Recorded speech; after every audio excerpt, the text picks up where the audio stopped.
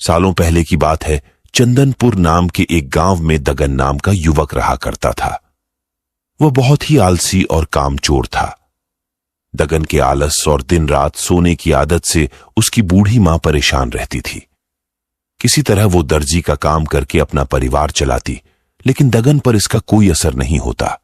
वो तो बस दिन रात सोता और सपने देखा करता था। लेकिन सबसे अनोखी बात यह थी कि जब भी वो कोई अनहोनी या बुरी घटना वाला सपना देखता तो कुछ घंटों बाद वह सपना सच हो जाया करता था। एक दिन रोज की तरह दगन सो रहा था। अचानक उसे सपना आया कि एक कन्या की शादी में लुटेरे आए और सारा सामान लूट कर ले गए। जैसे ही सुबह हुई, उस आलसी युवक को सपने में दिखी कन्या अपने घर में नजर आई। वो कन्या अपनी शादी का वस्त्र लेने दर्जी के पास आई थी। कन्या को देखते ही दगन उसे तुरंत अपने सपने के बारे में बताता है। कन्या परेशान होकर घर जाती है और घर वालों को सारी बात बताती है। सब लोग सपने की बात सुन तो लेते हैं, लेकिन उस पर विश्वास नहीं करते और कुछ ही घंटों बाद लुटेरे शादी का घर और बारातियों को लूट कर चले जाते हैं। इस घटना से गुस्सा होकर लोग दगन की पिटाई कर देते हैं और उस पर लुटेरों के साथ मिले होने का आरोप लगाते हैं। इसके बाद दगन को कुछ दिनों बाद एक और सपना आता है। इस बार दगन अपनी ही बगल की चौधराइन के नए मकान में आग लगने का सपना देखता है। दोपहर के समय जब वो आलसी युवक घर से बाहर निकलता है तो उसे चौधराइन मोहल्ले में नए घर की खुशी में मिठाई बांटती और लोगों को गृह प्रवेश समारोह में न्योता देती नजर आती है।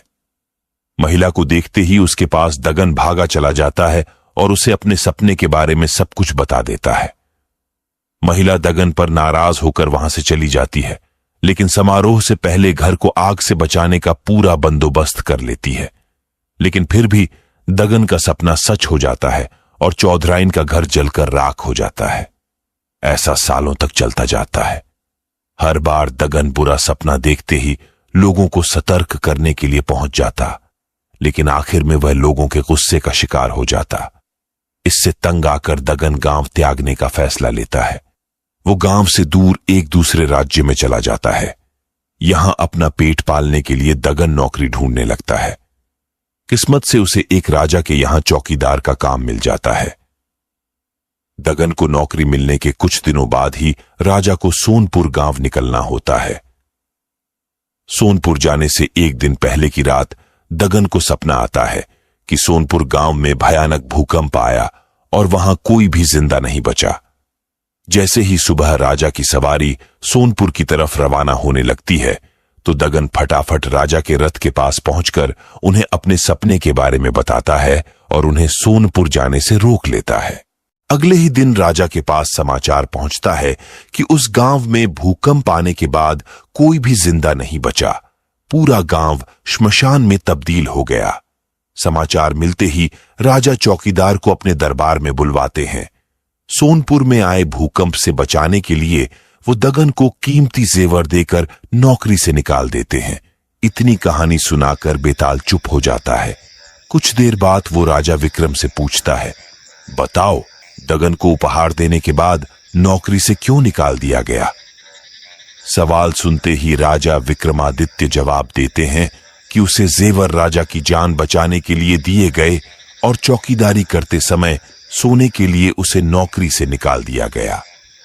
अपने सवाल का जवाब मिलते ही बेताल दोबारा से घनघोर जंगल में जाकर किसी वृक्ष में बैठ जाता है और विक्रमादित्य दोबारा उसकी खोज में निकल जाते हैं।